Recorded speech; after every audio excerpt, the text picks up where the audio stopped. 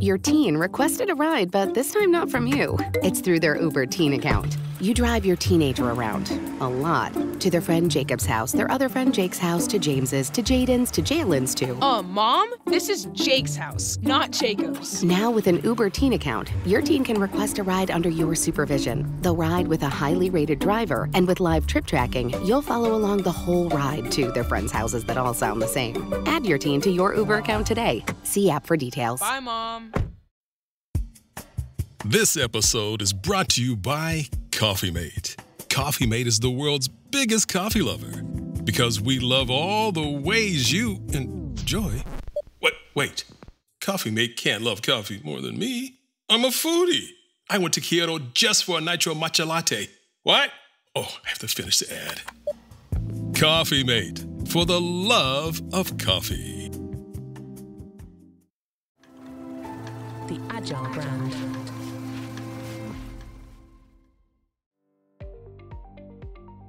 Welcome to the B2B Agility Podcast, where we look at the factors that drive success in B2B marketing, with a focus on the people, processes, data, and platforms that make B2B brands stand out and thrive in a competitive marketplace. I'm your host, Greg Kihlstrom, advising Fortune 1000 brands on MarTech, marketing operations, and CX, best-selling author and speaker. Now let's get on to the show. Welcome to today's episode, where we're going to explore how to tell a unified story while marketing several products to several audiences. Joining us is Ajay Kumar, Head of Global Marketing and Chief Evangelist at ManageEngine, to discuss this and more. Ajay, welcome to the show. Thank you, Greg, for having me in your show. Yeah, absolutely. Looking forward to talking about these topics with you. Before we get started, why don't you give us a little background on yourself and your role at ManageEngine? So, as you mentioned, I handle the global marketing activities for the IT management software vendor called ManageEngine, which incidentally is the sister division of the SaaS major called Zoho. I started out as a software developer, incidentally, and in the late 90s, I think before the cloud took off, and then I transitioned to marketing, and I've been at it for the last 2 decades. Great. Well, yeah. So let's dive in here. We're going to talk about a few things here, and the big theme here is just maintaining consistency across audiences, product portfolios, things like that. So let's start with talking about audiences. Can you talk about the importance of arriving at the right marketing messaging aimed at both SMBs and enterprises, because that's what ManageEngine has a rather diverse audience set. So how do you characterize the importance of doing that? Nice. It's a nice question. Yeah. So ManageEngine, as an IT management vendor, we deal with both the SMB and the enterprise segment. To keep this very simple, I just got to deep dive a bit. If you look at an SMB, right, the usual classification of SMB, it actually changes from region to region, right? So if you take US, an SMB is basically any company which is having less than 500 employees. Right, but if you look at the rest of the world, it will be like any business having less than 250 is the set that we look at. So that's the small complexity that comes in when you broadly classify saying SMB and enterprise, right? So that's something that we as marketers need to think about, right? Because each country, each region, the classification is very different. And you should not do a broad stroke and plan your marketing campaigns with that data set in mind. Yeah. Complexity that organization like ManageEngine has over and above the SMB and enterprise divide is we are an IT management vendor, which means the audience that we speak to are the IT decision makers. And the complexity which I just mentioned about is because if you look at enterprise, as I mentioned, less than 250 or less than more than 250 or more than 500 in US or the rest of the world, the IT team size is a very crucial part in making your marketing messaging, identifying the decision makers. And for a set like an IT team, it's hovering around above 250 is enterprise and less than 50 is the small and medium business. So these metrics and segmentations are very, very crucial when you plan your marketing message. And if you are a vendor which deals with B2B audience, dealing with SMB and enterprise, these crucial nuggets of information is very, very important to factor in, right? Yeah. So this is exactly what we deal with, right? And that's the first thing that we look at before we start looking at into the marketing messaging part. And I think if I dive a bit more, right? Yeah. If you look at SMB as a segment, when I look at the IT teams in the SMB, they're basically generalists because it's a small team size, which means a person will wear multiple hats in decision making, right? He'll be looking at network, servers, applications, the cloud infrastructure all together. He'll be like one or two persons looking at it. Whereas in an enterprise, it's a specialized role, right? It'll be a very structured team. There is delineations of responsibility, and there's a larger focus on strategic planning and innovations. So that's the next big difference you need to look at when you look at the SMB and enterprise. So what I'm speaking till now is about the segmentation of your audience, which is very, very crucial for a marketing role, right? And now comes the marketing message. So marketing message for an SMB is varied from the enterprise marketing message that you try in. That's because the expectation from the SMB audience and the enterprise audience is a bit different because of the complexities of the kind of IT infrastructure that they deal with, right? So an SMB, they may emphasis on efficiency, scalability, cost effectiveness, right? They'll be looking at ease of implementation and use. They'll be looking at comprehensive support and integration capabilities. This is what it will be the top of the mind for an IT decision maker in an SMB.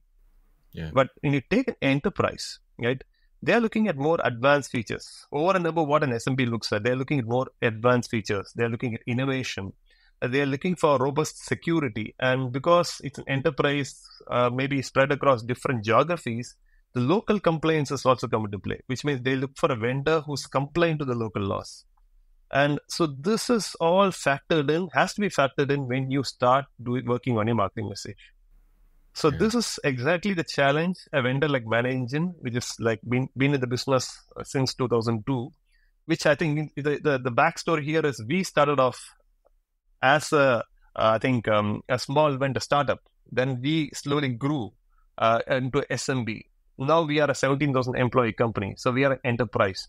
So when I start looking at marketing messages, I actually look inward, right? Look at my organization's growth, the expectations my IT team has got, right? And that actually helps me or guides me in framing those marketing messages. So unification, I think we can broadly say I can come with a unified story, but unified story is just an umbrella. But you need to go to the depths of your audience segmentation and plan your messaging, your multi-channel marketing activities. You need to know where our SMB and enterprise audience congregate and customize your message. So this is how I think we should be dealing with marketing messaging. Yeah. So, a few things there. I mean, first of all, like I think bringing up the nuance of SMB doesn't mean the same thing in two different places necessarily. I mean, I think that makes it more complex.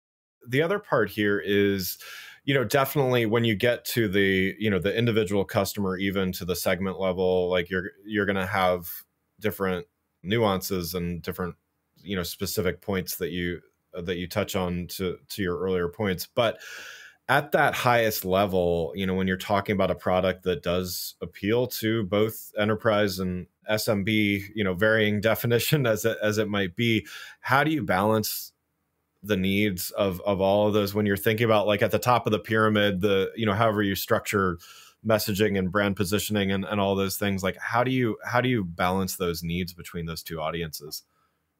So I think so I will take it from my experience of working in this company, right? The way we look at this the segmentation and the balance that we need to provide. Let me go into the product part of it, right? The product are classified into varied tiers or solutions or editions. So that is, I think, from our example, we have a standard edition for a particular product, a professional edition, and an enterprise edition. So choice is given to the customer on his journey from, say, he's an SMB or he's a small office, a small organization, a small IT team. He would obviously want the very basic things to get his job done. So he will only look for a standard edition of a product, right? He'll start off his journey with us with a standard edition. and maybe that satisfies his current needs, right? And then as he grows, as his IT becomes more complex, he may venture into the upgraded versions, right? He may move to professional, and as his company grows exponentially and more employees are added to his organization, which means complexities is gone up. I think the scale just multiplies because he has different geographical locations. That's when he starts exploring the enterprises, right? So first point I would like to highlight is tiered solutions and editions. And we promote it accordingly, right? Based on his life cycle, our promotions, we know that. So this particular organization with so much of employees is looking only for this basic set of features or products capabilities. Our promotions are only centered around that. We don't talk about the big things about will this product scale for our 10,000 employees, because that doesn't make sense for an organization of its scale. So that's how we start balancing it, right? And second is, I think, if you look at how do we do marketing, right?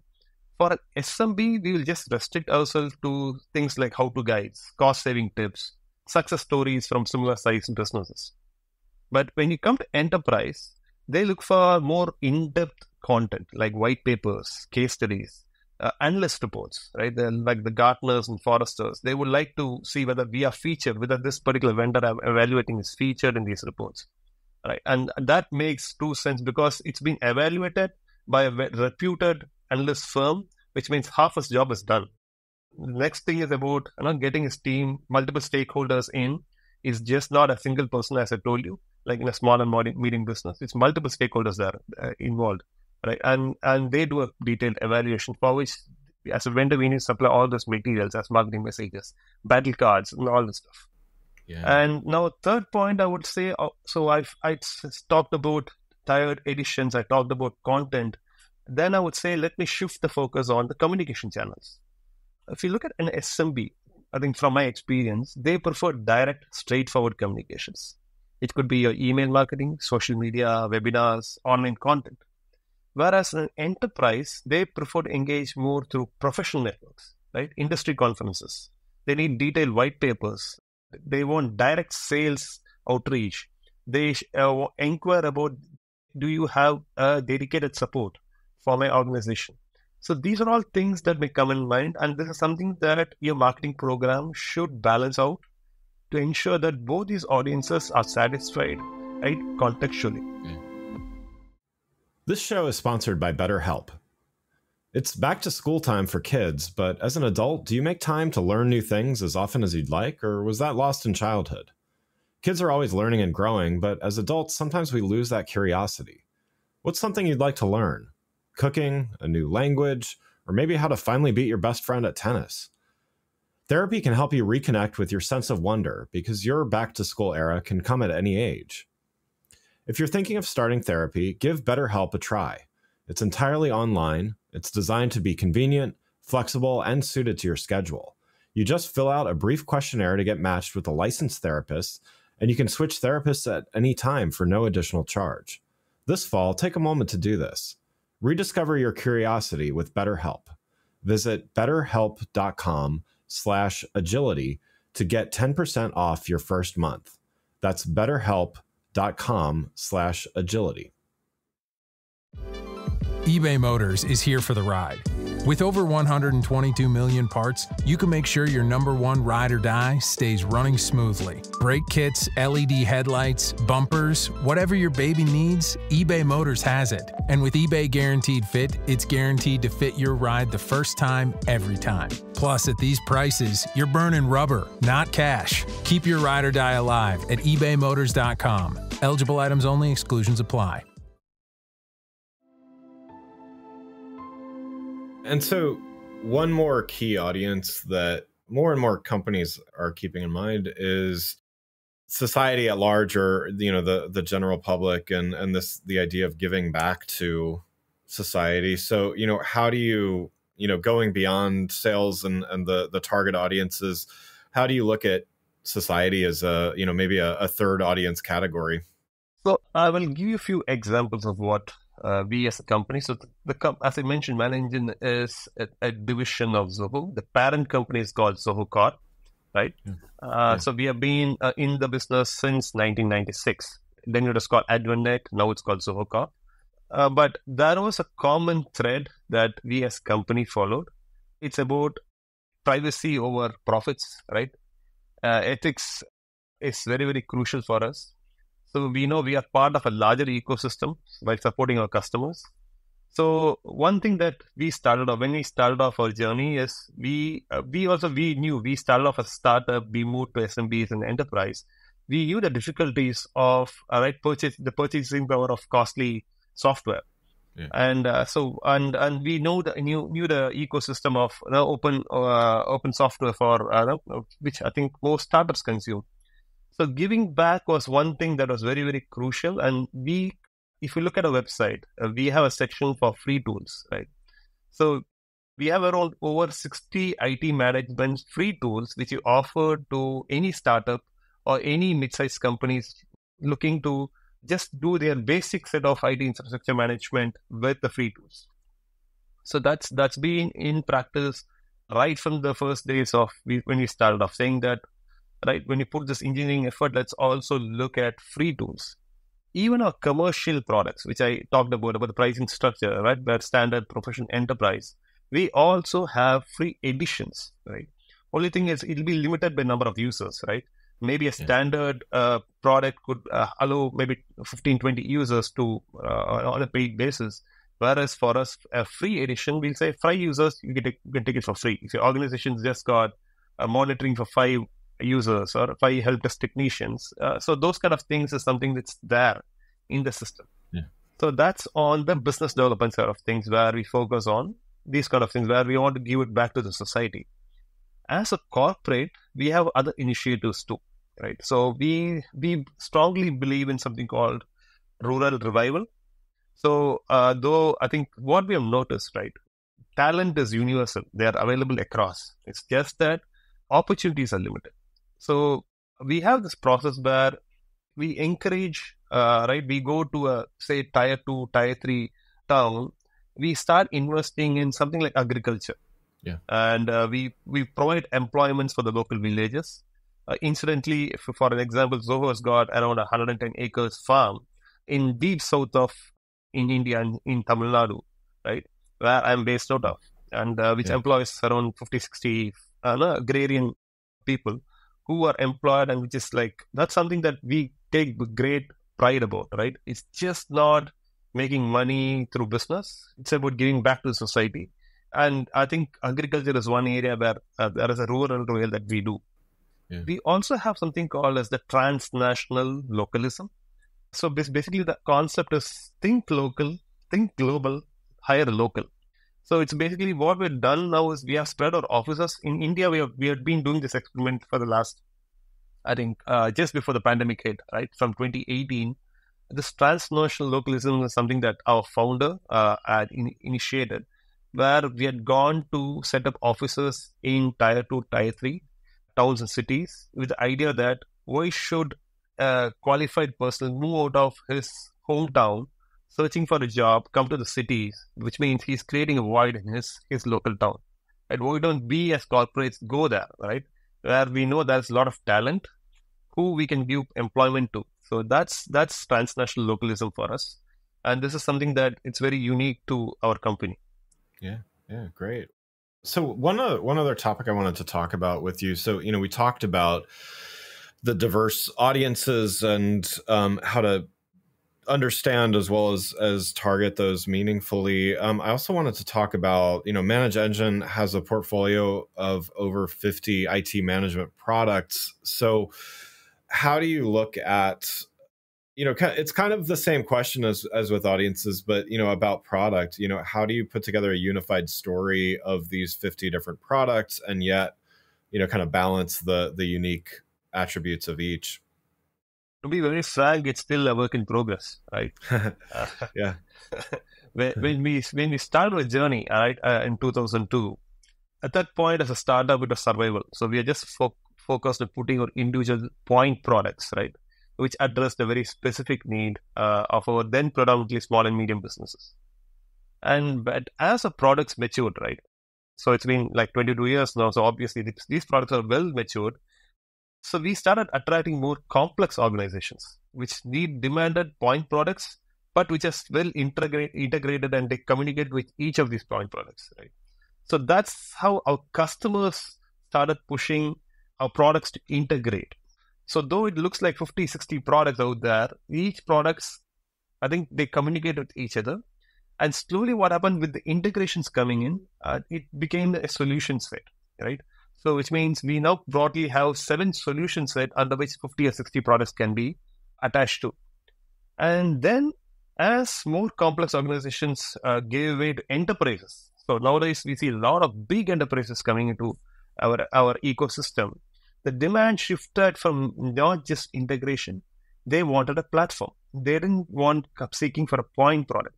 And they just came and told that we are looking for a digital transformation and to happen in an organization where we understand it all starts with IT, right? So which means you as an IT management vendor would need to support our IT organization to help us achieve a digital transformation, right? A digital transformation could include zero trust, right? Could be one way where they want to bring in a zero trust process in the organization. They want paperless office where all things reports, everything's available digitally, right? So that's the kind of push that came from our customers. It's actually our customers who actually gave momentum to, I think, bring this unified story. So the unified story now we currently have, I think, what we provide to our customers is about taking control of their IT infrastructure end to end, right? That's what I think we as ManageEngine stand for our customers. The reason being that we manage the entire stack, right? From network, servers, applications, we go up till the cloud. So we have all the tools that any organization would need, right? Of scale, from a small and medium to large to very large enterprises. Based on your points of scale, we will be able to provide you maybe a single product, multiple products, well-integrated solutions, or a platform. So this is how we would like to go to the world, go to our customers saying that we are this end-to-end IT management vendor. Yeah. So one last question for you here. Being in B2B marketing, as you mentioned, ManageEngine has been around since 2002. And certainly in your career, having done this as well, what trends are you seeing in B2B audiences, and in particular to how B2B marketing is approached and how audiences are reacting to those approaches?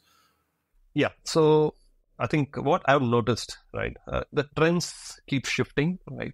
So I think one basic tenets that I think which we have noticed from customers is I think they prefer personalized content when it comes to content marketing. So one thing is I would say to the audience or marketers listening to this podcast is personalizing content and communication based on the data that's available, right, is very, very crucial, right? As for you to identify buyer personas or targeting specific accounts, personalized content will definitely help you connect with your target audience quicker. The next thing that I would point out is ABM strategies, right? Account-based marketing. That will help you focus on identifying high-value accounts, creating customized marketing strategy, which ties down to the personalized content which I mentioned about.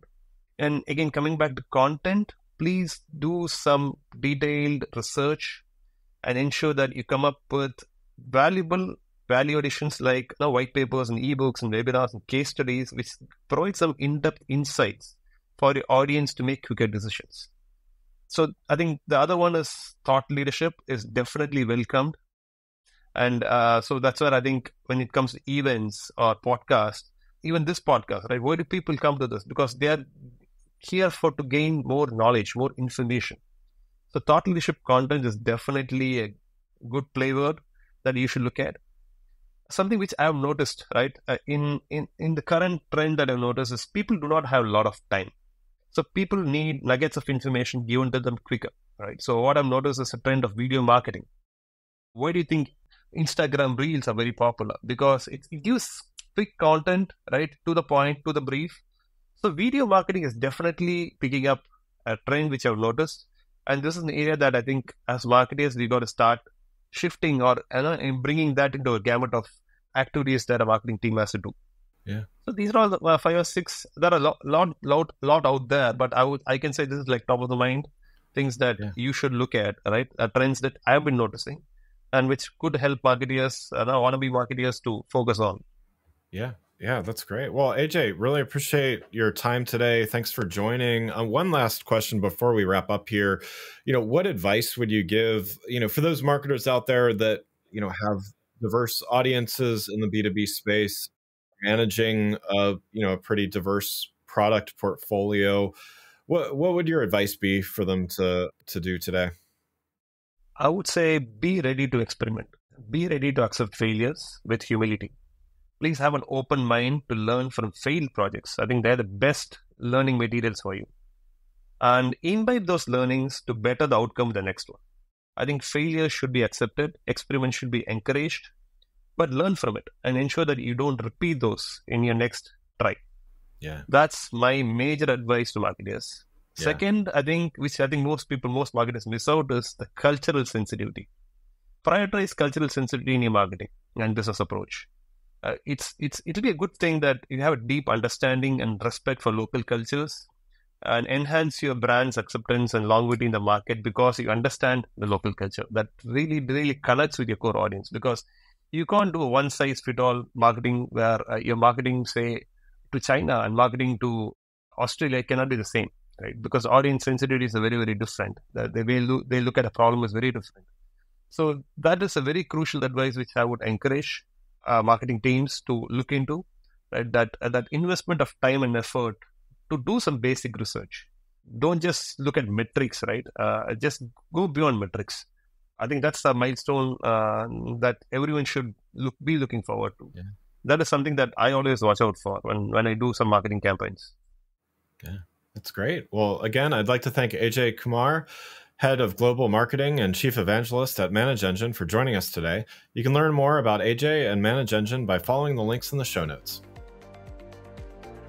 Thanks again for listening to the B2B Agility Podcast. If you enjoyed the show, please take a minute to subscribe and leave us a rating so that others can find the show more easily. You can access more episodes of the show at www.b2bagility.com. That's b2bagility.com. While you're there, check out my series of best-selling Agile brand guides covering a wide variety of marketing technology topics, or you can search for Greg Kihlstrom on Amazon. Until next time, stay focused and stay agile. The Agile brand. Are you struggling with customer experience challenges? OP360 has the solution. Say goodbye to long wait times and hello to seamless service. OP360's people-first approach is revolutionizing customer experience. By prioritizing employee satisfaction, OP360 delivers personalized experiences that drive business growth. Their agile solutions adapt quickly to your customers' needs, optimizing service while reducing costs. And here's an exclusive offer for our podcast listeners. Mention Agile when you contact OP360 and receive free agent training on qualified pilot programs, a $20,000 value at no cost to you. Don't miss out on this game-changing opportunity. Contact OP360 and learn how they can transform your CX strategy. OP360 is a better way to outsource. Visit op360.com. That's op360.com today.